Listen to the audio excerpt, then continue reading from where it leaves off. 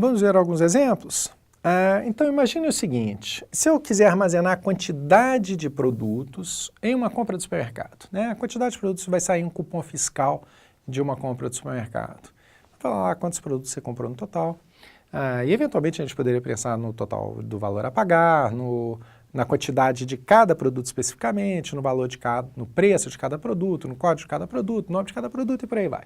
Mas vamos pensar na quantidade total de produtos. Eu tenho lá um contador de produtos comprados e eu preciso saber que tipo de variável que eu vou usar para armazenar essa informação. Apesar, você vai ao supermercado, você pode comprar uma quantidade qualquer de produtos, não existe uma limitação. Mas habitualmente as pessoas compram, às vezes, muita coisa. Então imagine, se eu usar uma variável do tipo byte, vamos voltar aqui o slide um pouquinho, eu vou ter uma limitação de até 127 produtos. Não nos dá segurança, né? Eventualmente alguém pode querer comprar mais do que isso. E se eu usar uma variável do tipo short, até 32 mil produtos? Aí eu acho que já temos uma certa segurança. Então uma boa proposta é a gente usar short, porque 127 pode ser pouco, mas 32.767 é suficiente. De repente, você poderia até pensar, poxa, não, mas 1.500, mais do que isso ninguém faria. Ok, mas não existe uma variável de 1,5 byte. Ou eu uso uma variável de 1 byte, que é o byte propriamente dito, que vai até 127, ou eu uso o short de 2 bytes, que vai até 32.767. Então, eu já sei que eu vou acabar, de alguma forma, desperdiçando um pouco de byte, mas pelo menos menos, né? Menos do que se eu usasse int. Bom, contador de registros de operações bancárias. Opa, peraí. Nós temos... todo mundo hoje está conectado à internet para fazer suas operações bancárias. Qualquer compra que você faça, qualquer operação, qualquer transação, gera um registro. Você vai ali almoçar fora, paga lá o cartão de crédito, gera um registro. Faz um saque, gera um registro. Cai um imposto na sua conta, um IOF, gera um registro. Isso acontece o tempo inteiro, Bancos têm milhões de clientes, então isso que está acontecendo a cada segundo pode ser ainda multiplicado por milhões de vezes ao longo do dia. E cada pessoa pode fazer várias operações. Então, sei lá, nós estamos pensando em bilhões, trilhões de operações que podem acontecer ao longo de um ano. Opa, então agora sim eu estou chegando num lugar que vale a pena usar uma variável do tipo long, que me dá a capacidade de armazenar até 9 quintilhões de valores diferentes, né? Sem contar ainda que eu tenho a parte negativa, que são mais 9 quintilhões. Ou seja, se eu tiver que gerar um código de transação para cada operação bancária que ocorre no intervalo de um ano em um sistema bancário, aí o long se aplica muito bem, né? Preço de um livro. Preço de um livro é um valor que vai variar a não mais do que ali 200, 300 reais. Posso pensar que um livro muito caro vai custar 1.000, 2.000, 3.000, alguma coisa assim. Mas veja, se eu chegar a um livro de até R$ 9.999, falando de 4 dígitos, mais 2 casas decimais, 6 dígitos, ou seja, de 0 a 10.000 reais, né?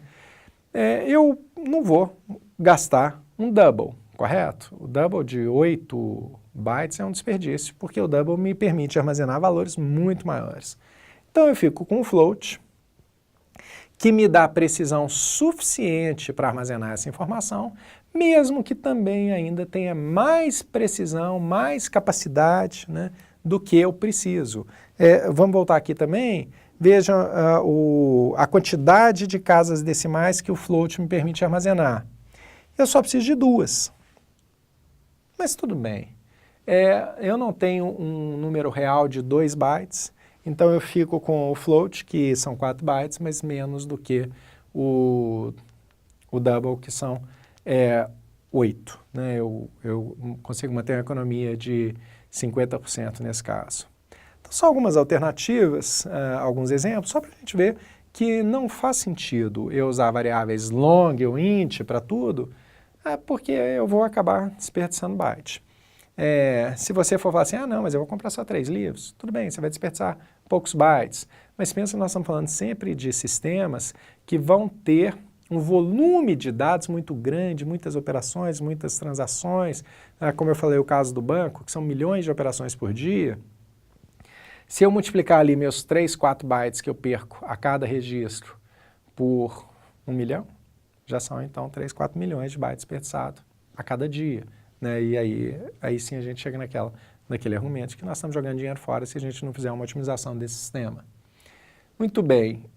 Alguns outros campos, eles têm particularidade, eles têm características diferentes, como por exemplo, o caso de data e hora, né? São duas informações que não são nem número, nem texto. E aí, como é que eu resolvo isso? Se você for olhar nas linguagens de programação, você não vai achar o tipo primitivo data. Você vai achar uma classe que representa uma data, você vai achar um tipo composto, né? Data e hora. Então eu posso pensar em formas de, usando meus tipos primitivos, registrar uma data e uma hora. Veja, em Java eu até tenho o tipo data, né? Ele é um tipo numérico que armazena não a data no formato humano, no formato do nosso idioma, que a gente não sabe de falar, mas ele armazena milissegundos. Ele toma uma data X como referência, essa data de referência é a 0 horas do dia 1º de janeiro de 1970, e o que ele vai de fato armazenar é quantos milissegundos passaram desde as 0 horas do dia 1º de janeiro de 1970. Então, se eu tenho a necessidade de armazenar uma informação como essa, 13 de agosto de 2015, às 21 horas, 22 minutos, 33.888 segundos, o que é que eu vou armazenar? A quantidade de milissegundos que se passaram desde 1º de janeiro de 1970 é essa data, que é 1.339.500.953.888 milissegundos. Entendeu? O que o Java fez foi achar uma forma numérica, uma forma baseada em uma variável long, para armazenar uma data. E aí toda vez que você digitar uma data, ele vai ter que converter aquilo que você digitou em uma quantidade de milissegundos. Toda vez que você quiser apresentar a data, que está armazenada em milissegundos, ele vai ter que converter de volta para o formato humano, né? O Excel faz uma coisa ligeiramente diferente e apesar de não estar aqui no nosso, nós não trabalharmos com Excel na desenvolvimento de programas, é pelo menos curioso ver qual que é a solução que eles deram. Perdão, deixa eu limpar aqui as marcações. Muito bem. No Excel, uma data e hora possuem uma parte inteira e uma parte decimal.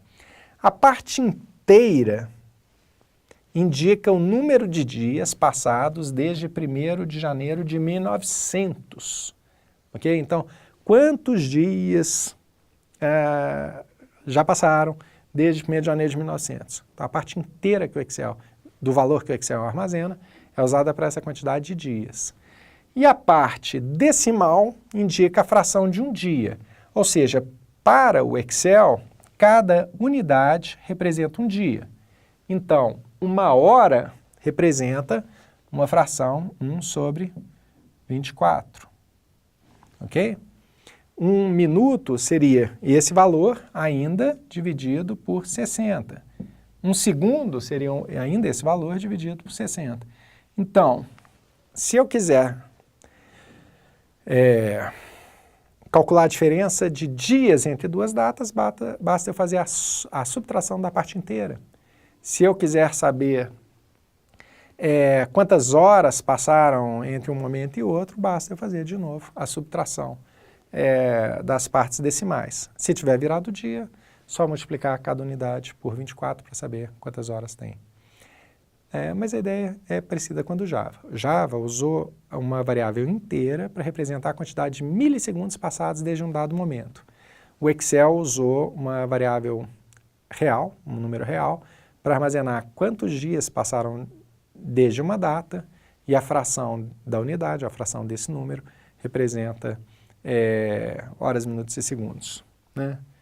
E aí essa representação de datas como números, seja de uma forma ou de outra, facilita muito a minha vida na hora que eu preciso fazer operações matemáticas com datas.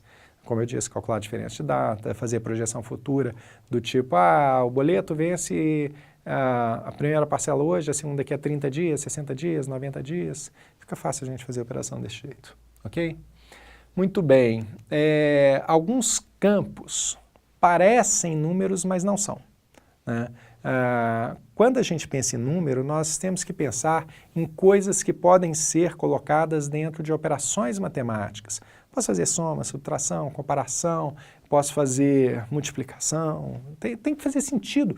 Número é para ser usado em expressão matemática. Se não faz sentido colocar aquilo na expressão matemática, talvez não faça sentido armazenar aquilo como número. O caso do CEP. O CEP, assim, tem sentido eu pegar esse CEP 30.535.901 e multiplicar por 2? Não. Tem sentido eu somar um CEP com outro para achar um terceiro endereço? Não. Entende? Isso não é um número. Isso é uma string que tem uma limitação de caracteres que podem ser usados, ficando só entre 0 e 9, e ainda com uma pequena máscara. A mesma coisa vale para o CPF. Faz sentido eu somar 2 CPFs? Subtrair um CPF de outro? Né? Faz sentido eu somar um CNPJ com um CPF? Multiplicar um CNPJ por 2? Não. Entende? Não é número. Não é número. Existe na ciência, né, a discussão sobre escalas. A escala de temperatura, por exemplo. Eu posso dizer que uma altura de 2 metros é o dobro da altura de 1 metro. Ok? Número. Né? Eu tenho escalas que não são tão proporcionais assim, mas que fazem sentido. Por exemplo, eu posso dizer que uma temperatura de 40 graus, ela dá uma sensação térmica muito mais quente do que uma de 20 graus. Né? Só que não é escala proporcional, porque eu não posso dizer que é o dobro do calor. Só posso dizer que a sensação térmica é maior. Né? E eu tenho outras variáveis numéricas que me permitem esse tipo de comparação.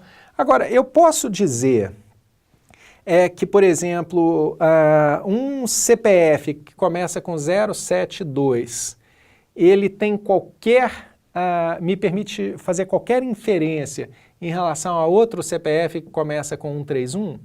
Né? Será que a pessoa que tem o CPF 131 é mais alta, ou mais gorda, ou mais velha do que a que tem o CPF 072? Não. Então, nem comparação eu posso fazer. Entende? Esses números não significam nada. Nada. Não é número. São símbolos que me permitem diferenciar um de outro. Ok? Então, não é número. Esses são os falsos campos numéricos. E a gente conclui dizendo do telefone que se enquadra na mesma situação.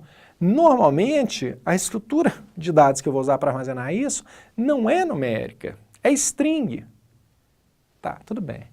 Aí você vai desperdiçar byte, né? Pensa bem, professor, mas se eu armazenasse esse número aqui, uma variável de 4 bytes, um int seria suficiente? Se eu for armazenar como string, eu tenho 1, 2, 3, 4, 5, 6, 7, 8, 9 bytes.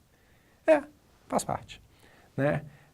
Não, você precisa mesmo economizar? Então, poxa, tem um mundo de outras informações para a gente ver como compactar strings. Eu armazeno essa string como string mais compactada. Outra história, outro momento, no nosso próprio curso a gente vai discutir compactação de strings, mas não é número. Tudo bem? E aí, só para ver se ficou claro, vamos imaginar que eu queira armazenar a placa de um carro.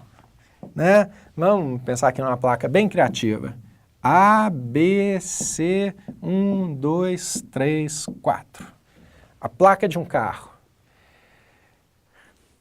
Quais são as minhas alternativas para armazenamento dessa informação? Eu tenho aqui 3 letras e 4 dígitos. Que tipo de variáveis eu vou usar aqui? String. Por quê? Porque isso não é número, como eu estava falando.